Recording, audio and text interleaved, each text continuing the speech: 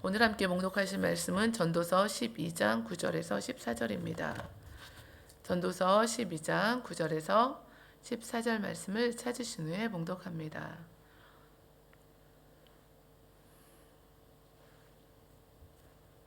함께 봉독하겠습니다. 전도자는 지혜자이어서 여전히 백성에게 지식을 가르쳤고 또 깊이 생각하고 연구하여 잠언을 많이 지었으며 전도자는 힘써 아름다운 말들을 구하였나니 진리의 말씀들을 정직하게 기록하였느니라. 지혜자들의 말씀들은 찌르는 채찍들 같고 회중의 스승들의 말씀들은 잘 박힌 못 같으니 다 한 목자가 주신 바이니라. 내 아들아, 또 이것들로부터 경계를 받으라. 많은 책들을 짓는 것은 끝이 없고 많이 공부하는 것은 몸을 피곤하게 하느니라. 이래 결국을 다 들었으니 하나님을 경외하고 그의 명령들을 지킬지어다. 이것이 모든 사람의 본분이니라. 하나님은 모든 행위와 모든 은밀한 일을 선악간에 심판하시리라. 아멘. 모든 사람의 본분이라는 제목을 두고 하나님 말씀 오늘 함께 나누실 텐데요. 제가 아시는 분이 이런 말씀을 하셨다고 하는데요. 50을 넘으니까 이제 인생의 끝이 보인다라고 말씀하셨다고 합니다. 세월이 정말 참 빠르게 지나가고 있습니다. 벌써 저희가 2022년도 며칠을 남겨두지 않았습니다. 솔로몬은 이스라엘 왕으로 모든 부귀와 영화를 한 몸에 누리고 또 하나님이 주신 그 최고의 지혜를 가지고 살아가면서 노년을 맞아서 이제 자신의 삶을 돌아보면서 그 자신의 삶의 경험을 통해서 어떻게 인생을 살아가는 것이 가장 의미 있고 가치 있는 삶인지를 저희들에게 말씀해 주고 있습니다. 하나님이 없는 삶, 하나님을 떠난 삶은 아무 의미가 없다는 사실을 깨우쳐주고 있습니다. 오늘 저희가 함께 봉독한 그 본문은 전도서의 결론 부분에 해당합니다. 전도자 솔로몬은 전도서 1장 1절에서 헛되고 헛되며 헛되고 헛되니 모든 것이 헛되도다 라고 시작해서 해 아래서 이 세상에 속한 그 모든 것들이 다 헛되다 라고 탄식하면서 인생의 허무함을 얘기하다가 마지막 결론적인 답을 주었는데요. 그것은 젊은 날부터 창조주 되시고 우리 인생의 주권자 되시고 온 땅의 주권자 되시며 심판자 되시는 하나님만을 경외하고 그 명령대로 살아가는 것이 인생에서 가장 의미 있고 가치가 있는 일이다. 가장 지혜로운 일이고 모든 사람의 본분이다 라고 말씀을 주고 있습니다. 모든 사람이 행해야 할 의무라고 말씀하시는데요. 이렇게 살아갈 때 참된 행복을 얻게 된다고 말씀합니다. 하나님을 경외하고 그 말씀 따라 사는 것이 인생의 본분이라고 끝을 맺고 있습니다. 솔로몬의 지혜로운 재판 이야기가 열왕기상은 나오는데요. 솔로몬은 이스라엘 왕으로 하나님의 백성들을 잘 인도하고 또 지키고 보호하고 양육할 책임이 있었습니다.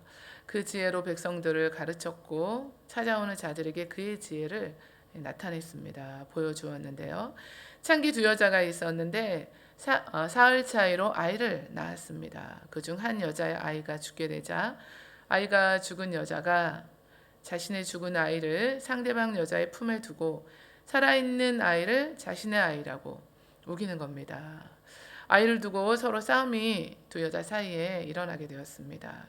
그때 솔로몬 왕은 칼을 가져오라고 해서 산 아이를 둘로 나누어서 두 여자에게 반씩 나누어 주겠다고 했습니다. 그러자 산 아이의 어머니인 여자가 얼마나 놀라고 마음이 급해졌겠습니까? 그렇게 하지 말고 아이를 저 여자에게 주라고 상대방 여자에게 주라고 죽이지 말아달라고 간청을 했습니다. 솔로몬 왕은 이렇게 해서 산 아이의 어머니가 누구인지 밝혀냈고 하나님의 지혜를 드러냈습니다.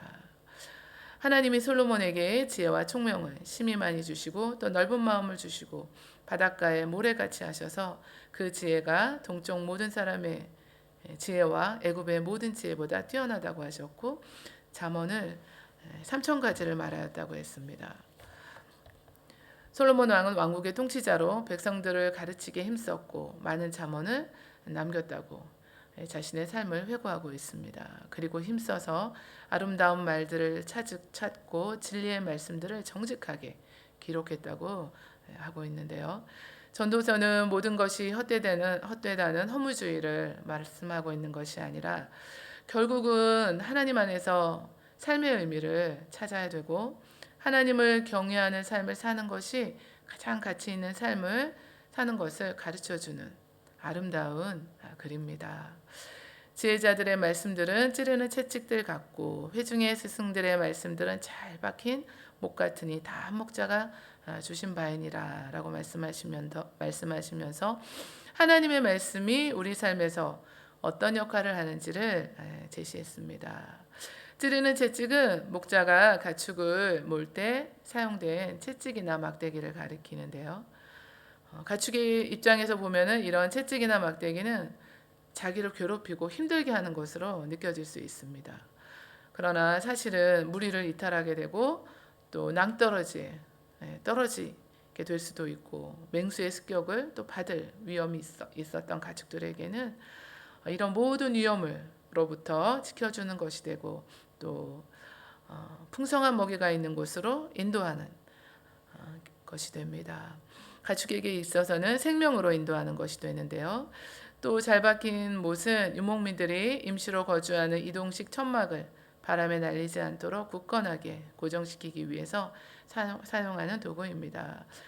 이처럼 하나님의 말씀이 요동치 않고 흔들림이 없고 우리의 삶을 견고하게 지켜주시고 세워주시고 인도해 주신다는 것을 말씀을 통해서 볼 수 있습니다. 우리는 하나님의 인도하심과 그 보호 아래서 굳건하게 이처럼 말씀으로 세워질 수가 있습니다.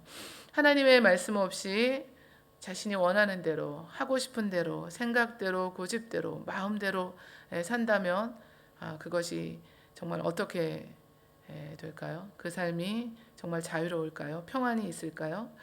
참된 평안과 자유가 그 안에 없을 것입니다.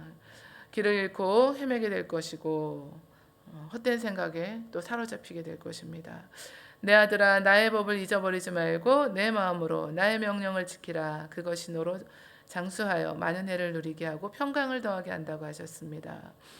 박힌 못에 중요한 물건들을 걸어놓는 것처럼 우리 인생의 모든 문제들이 하나님의 말씀에 다 근거해서 해결받기 때문입니다. 그러므로 우리는 성령님의 조명하심을 구하고 매일의 삶에서 하나님의 말씀을 묵상하고 그 말씀 안에서 주시는 하나님의 음성에 귀를 기울이고 그 말씀을 순종함으로 하나님을 경외하는 삶을 살아가시기를 원합니다. 내년부터 그래서 매일 성경 말씀 묵상을 저희들이 다 이렇게 하는데요. 모두 다 함께 동참하시기를 원합니다. 13절 말씀인데요. 이의 결국을 다 들었으니 하나님을 경외하라. 그의 명령들을 지키라. 이렇게 말씀합니다. 이게 전도서의 결론인데요. 일의 결국을 다 들었다는 것입니다. 결론은 이것이다 라고 결론을 지어주는데요.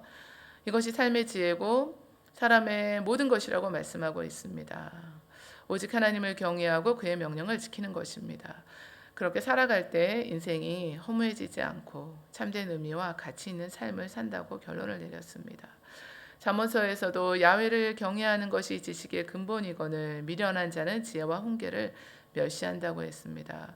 우리가 하나님을 경외하는 것은 하나님을 두려워해서가 아니라 정말 하나님이 우리를 심판하시고 벌을 주시고 채찍을 드시는 그 하나님이시라서 무서워서가 아니라 온 땅의 창조주가 되시고 우리 인생의 생사와 복을 주관하시는 그 하나님을 하나님 되심으로 인정하시고 살아가시면서 하나님을 사랑하기 때문에 그런 삶의 자세를 가지고 하나님을 섬기는 것입니다.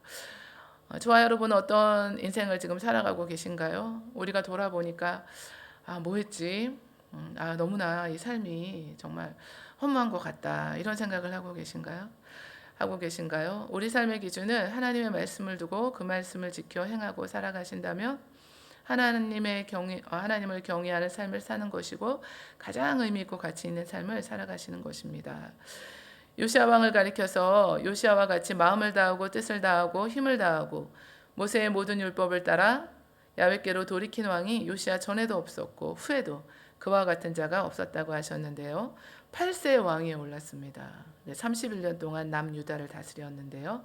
그가 성전을 수리하던 중에 율법책을 발견하고 그 말씀을 듣자 그의 옷을 찢었습니다. 말씀 앞에서 그 말씀으로 인해서 종교개혁을 단행하고 우상을 척결하고 사사 이후에 그가 취한 행동은 말씀으로 인해서 유월절을 지키며 마음과 뜻을 다해서 힘을 다해서 모세의 모든 율법을 따라서 하나님께로 돌이켰습니다.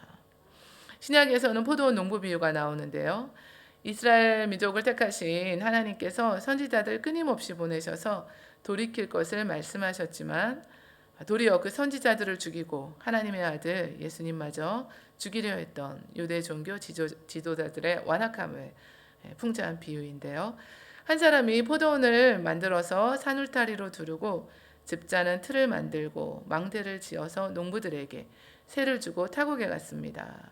그리고 농부들에게 포도원 소출 얼마를 받으려고 한 종을 보냈는데 그 종을 잡아서 때리고 다시 돌려보내니까 다시 다른 종을 보냈는데 그 종 역시도 머리에 상처를 내고 능욕하고 돌려보냈습니다. 또 다른 종을 보냈는데 그들이 그도 죽이고 성경에 보면 그 외에 많은 종들도 덜어는 때리고 덜어는 죽였다고 기록하고 있습니다. 우리의 생각으로는 도저히 이해가 안 되는 이해하기 어려운 포도원 주인의 모습인데요.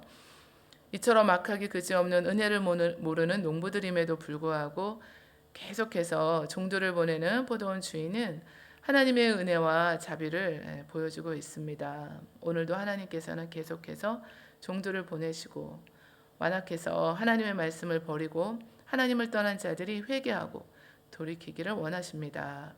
그러나 끝내 회개하고 그 악한 길에서 돌이키지 않는 농부들은 마지막으로 포도원 주인이 사랑하는 아들을 보내며 내 아들은 존대하리라 하였지만 그 농부들은 이는 상속자니 죽이자. 그러면 그 유산이 우리 것이 되리라 하면서 아들을 잡아 죽여 포도원 밖에 내던졌습니다. 결국 악한 농부들은 진멸되었고 그 포도원은 다른 사람들에게 주어졌습니다. 우리는 하나님의 두 가지 속성, 즉 사랑과 공의를 함께 보게 되는 것입니다. 하나님을 멀리 떠나 있으면 다시 하나님께로 돌이켜야 하고 영적으로 넘어졌으면 다시 회복해서 일어나려고 애를 써야 합니다. 우리 성령 하나님을 의지하시고 영적인 회복과 각성이 저희 모두에게 이 시간 가운데 있으시기를 기도합니다. 소망하는데요. 하나님께서 우리에게 돌이키기를 원하시는 모습들이 우리 안에는 어떤 것이 있을까요? 우리의 고집과 교만과 불순종과 죄를 회개하지 않고 권면을 듣지 않으려는 그 강팍한 마음들, 이기심을 비롯해서 하나님을 기쁘시게 하지 못하는 많은 것들이 우리 안에 있습니다. 그것들을 다 버리고 하나님의 말씀을 지켜 행하시기를 원하는데요. 이게 말씀처럼 참 쉽지 않은 것을 제가 경험했습니다.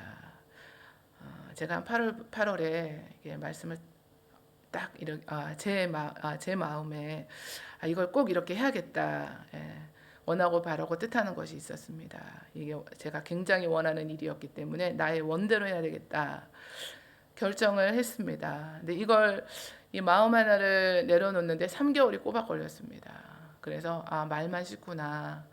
그리고 참 설교는 이렇게 하지만 말씀을 전하지만 이게 내가 정말 원하는 걸 정말 내려놓는다는 게 이게 어렵구나. 그리고 결국은 이제 하나님의 뜻에 맡기고 이렇게 하나님께 돌이키는 그런 마음을 정리하는 시간들이 있었습니다. 그런데 이게 그때뿐만이 아니라 순간순간 이런 마음과 저희들이 싸우고 늘 한쪽은 내가 원하는 것이 있고 또 한쪽은 그 상반되는 갈등이 있어서 하나님 말씀은 이게 아닌데 그러면서 결국은 이제 하나님의 말씀을 쫓아가게 됩니다. 너는 야훼를 만날 만한 때에 찾으라. 가까이 계실 때 그를 부르라. 악인은 그의 길을 불의한 자는 그의 생각을 버리고 야훼께로 돌아오라. 그리하면 그가 긍휼히 여기시리라. 우리 하나님께로 돌아오라. 그가 너그럽게 용서하시리라 말씀해 주셨습니다. 하나님을 경외하고 그의 명령들을 지켜야 한다고 말씀하시는데요. 하나님은 모든 행위와 모든 은밀한 일을 선악간에 심판하신다고 하셨습니다. 하나님께서 우리 일생에 행한 모든 일들을 은밀한 일들까지 다 아시고 선악간에 심판하시는 분이시기 때문입니다. 운전하면서 도로 곳곳에 세워둔 카메라들이 있는데요. 한밤중에 운전을 해서 정말 칠흑같이 앞이 보이지 않는데도 어떻게 그렇게 정확하게 카메라에 찍혀서 집으로 이 레터가 날라오는지, 본 사람도 없고 차도 없고 자신도 미처 알지 못하는데 정확하게 번호판이 찍혀서 그 집으로 날라옵니다. 제가 또 이거 얼마 전에 이런 밤중에 신방 가다가 저도 모르게 어디 그 차선으로 잘못 들어가가지고 이런 일이 또 있었거든요. 하나님의 레이더에는 우리의 모든 행위와 모든 은밀한 일들이 다 포착되어서 하나도 모르시는 것이 없습니다. 다윗은 그의 시편에서 고백하기를 주께서 나를 살펴보셨으므로 나를 아시나이다.